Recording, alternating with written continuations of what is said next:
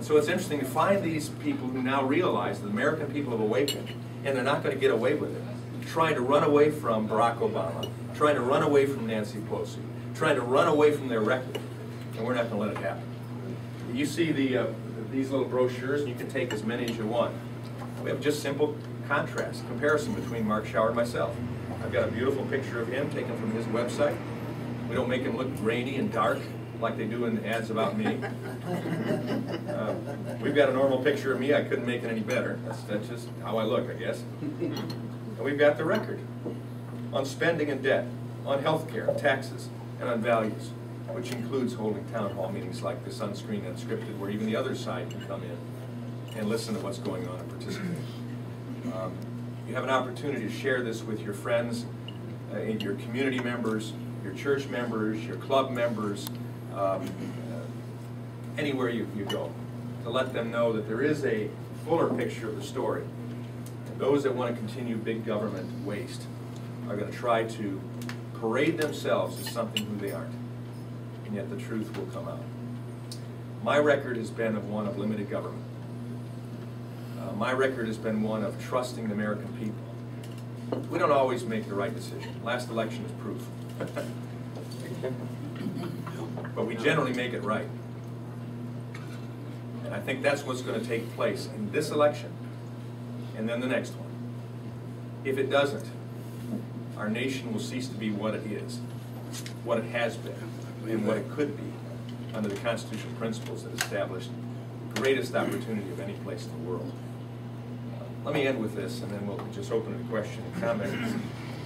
And I end with this because I want you to be able to be participatory in making sure that what happened after 1994 with the Republicans, especially, doesn't happen again.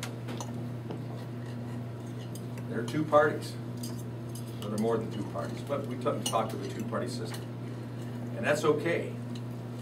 There are those in one party now that believe that greater government is more important. Greater government can do the job better than what we've done in the past.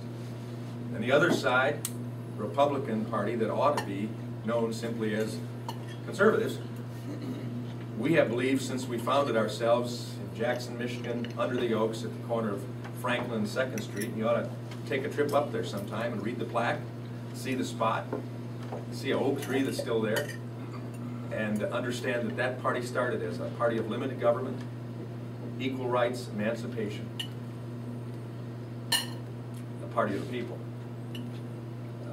If we stay that party, there will be a choice, and I believe a future for this country. And so I read this to almost every group I'm at, and I read it as opposed to just stating it. Well, Rachel probably could state it from memory now.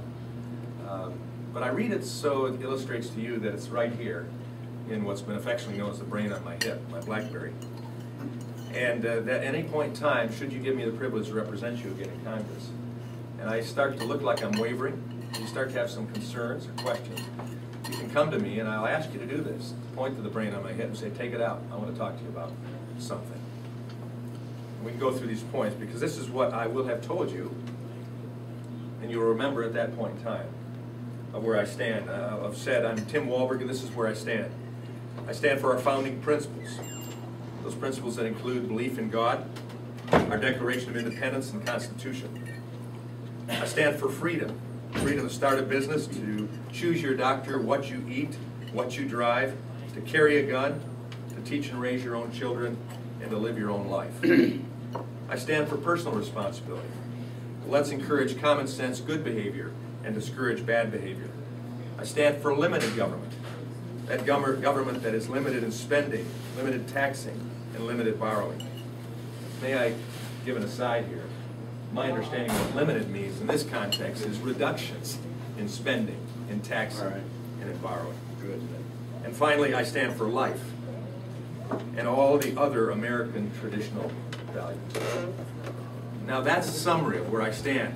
If I start to deviate from that, it is your responsibility to hold my feet to the fire. You know, the government we have right now didn't get there by just getting there. We the people put them there, either by directly voting them in or by not doing everything possible to get the right person in. And we need to take responsibility for that. This coming election, make sure that you vote, but make sure that you take, and let me just throw out the number 7 others. It's the 7th district, so that's why I use number. You can take 10 if you want, who will vote the right way for the Constitution, for the foundational principles of this governmental system. They'll enhance it and carry it on and continue the freedom of opportunity. You see, the foundational and fundamental difference in this election, in this race specifically, is that while Mark Schauer puts his trust very evidently in big government, that's his record, I put my trust in the American people. And even when we make wrong decisions, ultimately we turn it around. We do it right again if we have that opportunity.